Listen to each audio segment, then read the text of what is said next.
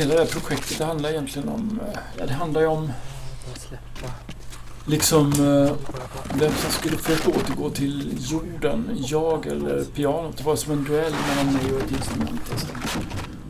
Jag körde ut där pianot ganska långt ut i skogen och så gick jag dit under typ nästan 2 år, en gång i månaden, och gjorde en improvisation tills slut att det inte gick att spela längre, att jag inte kunde uppleva det som ett instrument längre.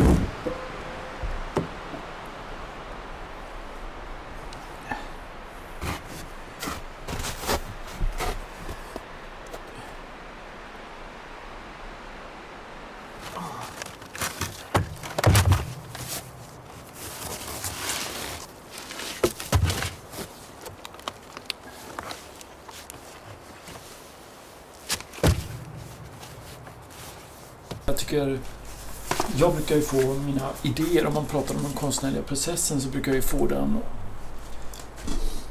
ofta i kombination med text, alltså att jag läser, och så brukar jag läser ungefär en 10-del så bra utan penna som med penna, så jag brukar alltid, bara det att jag kan så här stryka under någonting, det känns som att det blir meningsfullt, för jag litar inte på att jag kommer ihåg någonting egentligen, men då kan jag gå tillbaka om det är något spännande. Ofta så är det ju så att jag kommer på egna idéer, och 95% av de idéerna som jag kommer på när jag läser, samtidigt som jag läser, det är liksom skit bara. Det är ungefär som alla de fantastiska idéer som man kommer på när man är ute och går i skogen till exempel. Och man får lite endorfiner i kroppen, och sen kommer man hem och tycker man har förändrat världen. Man har liksom skrivit en dikt i huvudet eller något, och så kommer man hem och skriver ner den, och så tar man en kopp kaffe, och så när man läser den efter kaffet, det bara, hallå, inte bra.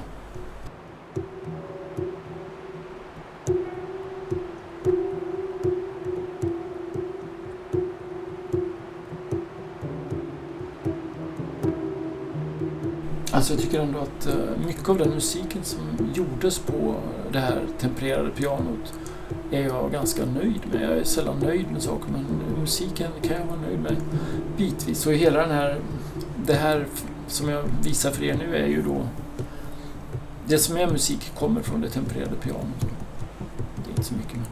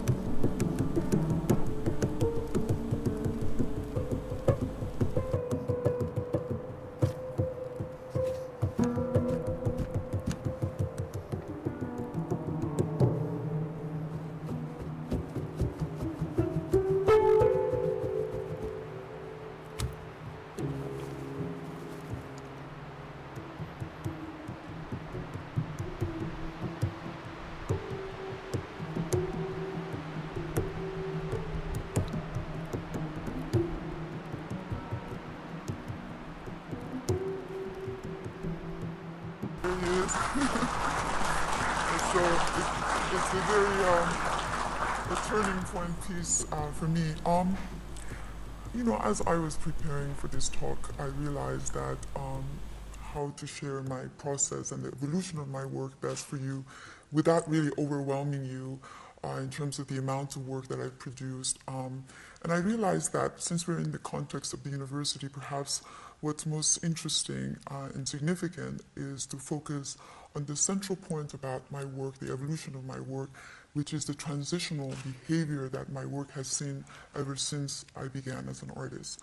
From photography to video to cinema, experimenting with theater and live performance. So I often ask myself, why so much transition? And perhaps this could be helpful since we have many art students here.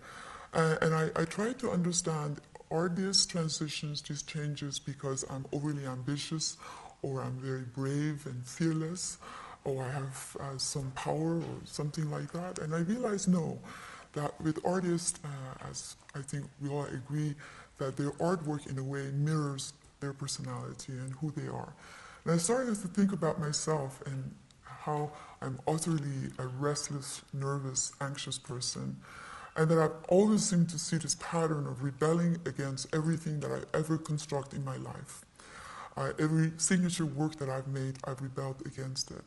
I'm an artist who always needs new beginnings. I can never stay very long at any place.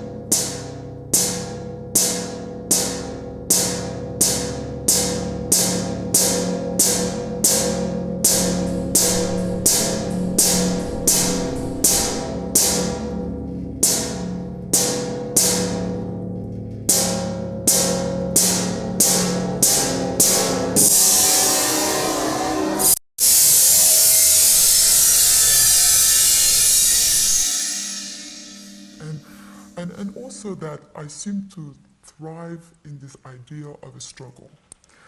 It seems to me that when I look back, that every time I've struggled, I seem to keep on my toes. That sometimes I go intuitively out of my way to embrace an idea of a struggle, just so I feel I'm relevant, I feel alive, and that I'm growing. And I think this seems to me such a significant part of being an artist today. And the opposite, the absence of struggle, for me feels like stagnation. I've always been unlike everyone else, and I've learned to be unfaithful to any culture, any language, any flavor of food, and any music, anything. I just keep moving. And it seems to me that has been an element that has been absolutely influential subconsciously in the way that I go about choosing my forms.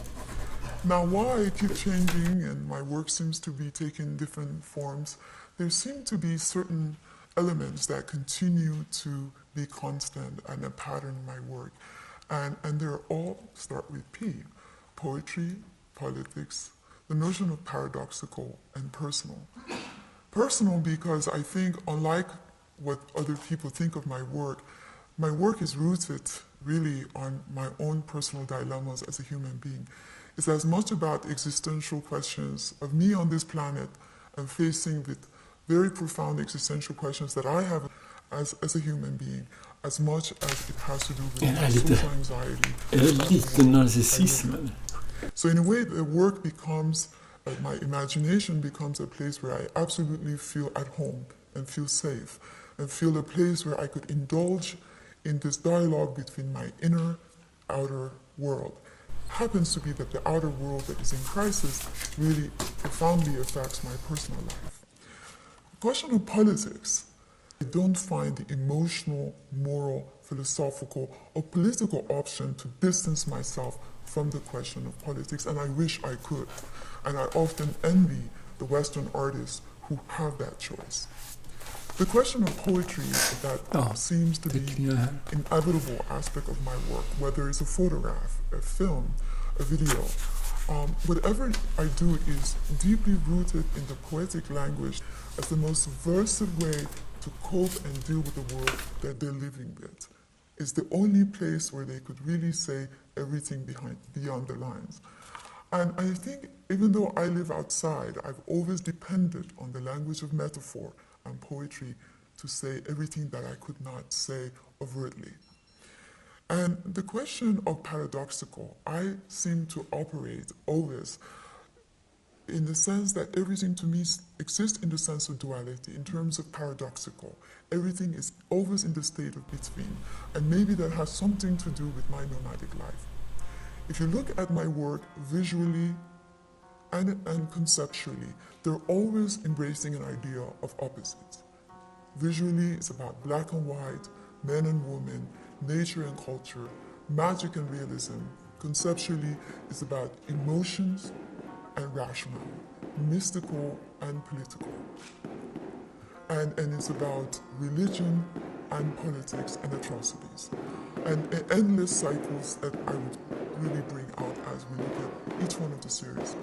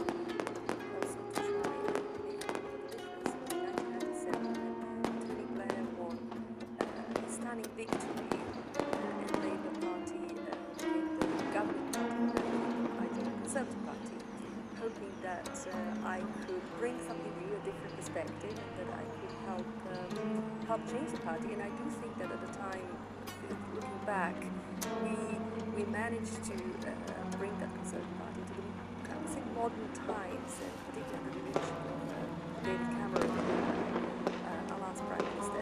There is quite a bit of a battle on the hands at the moment. You open the newspapers like this morning, and you have dark times and dark clouds are hovering over Conservative Party, but I do think we have to have faith in the basis of what the party is and stands for, and I'm here to take that fight forward in my at the point of it was quite early at the beginning. I remember I tried to explain to someone what was going on in what used to be former Yugoslavia, in Bosnia and Herzegovina, and with a completely straight face, this person said to me, "You sound like a communist apparatchik." And you should have seen my face. I was like, "What are you doing that? I'm trying to tell you what's going on in a country that's being torn apart by its neighbours." So I said, "So what am I supposed to do?" And he said, "You should go and get educated in this country and learn how to debate." So the following day, that's exactly what I did. I walked to London School of Economics, to the Department of International History, and presented myself. And I basically said to them, "Listen, everyone's telling me that my presentation of facts lacks debating quality. Will you teach me how to debate?" And I don't know whether they succeeded, but I eventually got a place, did my master's there, and realized you can be educated and speak from the sort of margins, from outside in, for as much as you want to, but if you want to be heard, you have to be inside. And genuinely, I thought the way to not only talk about the Balkans, but really bring a little bit of experience of someone who hasn't come through a traditional route of a party in the United Kingdom. I joined the party, and I was extremely lucky, I must say. I don't know. Jag har ju skrivit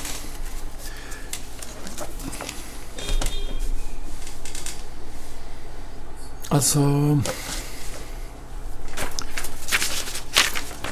jag ska läsa en text som jag har skrivit. Jag har skrivit en ganska lång text. Den heter "Man ska leva". Man ska leva heter den. Det är ett manus där. Ett manus. Det är massor roliga texter där. Men jag ser om jag hittar en speciell som jag tänker på. Ha ha ha. Ha förbarmande. Låt bli. Mig. Ingen får röra mig. För det jag kan göra mig måste jag göra själv. Ingenting.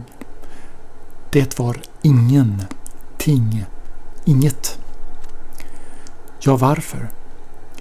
Jag var förlorade inte ens 2 droppar blod. Jag får be. Behöver ingen läkare. Förresten är jag granne med en kirurg. Om jag mot förmodan någon gång skulle bli sjuk så kan hon hjälpa mig. Hon har erbjudit sin tjänster vid ett flertal tillfällen. Hennes jävlar helvete är livsfarlig. Som ett terroristnätverk. Ni måste tro mig. Det finns så många som låter mig pinas av självpåtaget lidande. Men jag lider av tillfälligheternas spel. Här, du där, tjänar en massa pengar på. Min belägenhet är din att hyra i andra hand. Ibland lider du av sjukdom. Under förutsättningen alltså att lönen du har 10 gånger mer än jag kan säga. Somliga går det bra för. Men min syn är trasig. Sådana som du kan konsten att hänga tunga saker i tunna linor. Idag är det jag som får betala priset på din framgång. Jag klär kirurgen i perfekt sydd klänning åt dig, blått flott tyg. Vem vill bråka med en så tung sten? Jag hade glömt bort. Det var sex jag ville ha. Vill du höra om min skam? För familjen. Allt för äsch. Jag orkar inte. Sätta på, stänga av, på. Min fru gifte om sig med artisten som hoppat av. Han befinner sig i Washington i detta ögonblick. Because here in Sweden the Swedish society have changed dramatically over the last 10 years and Alltså det här är ju how we treat immigrants en and inspelning foreigners som jag and gjorde till en ansökan för ett vistelsestipendium. polarization of the society. It's not good. It's not at all good and I don't feel at home in that. Nej. Och sen har jag klippt in här och jag klippt in också lite från ett jobb jag gjorde. Alltså det här är en gestaltning som jag gjort av Ingrid Segerstedt Wiberg som jag bara klippt in här lite grann bara för att det handlar ju lite om vad man jobbar med. Human resources that could be a part of building a better society, I think. We have this project like an open art space in the forest where we do performance, not mainly performance, but artistic experiments and music, concerts, parties, lectures and things. And we try to sort of engage the local community with art that is interesting from my perspective and for Lisa's perspective and for Annette's perspective. So we try to, instead of going far away to exhibitions and museums, we try to take the culture to our place. sort of Alltså, produce it here. det är en usel engelska, men jag har liksom Like det a som network of people who metod come ganska from ofta, so att jag many bara gör people, allting på en between tagning så får det 50 bli and som det 100 blir. Det är people samma are sak med det här ni connected to tittar this på nu. network. Att So when jag things bestämmer mig happens för here innan in att jag our gör little inte om village någonting, även om det är then massor av people come. fel och grejer. And it's so Utan jag kör bara rakt av. Och så får det bli som det blir.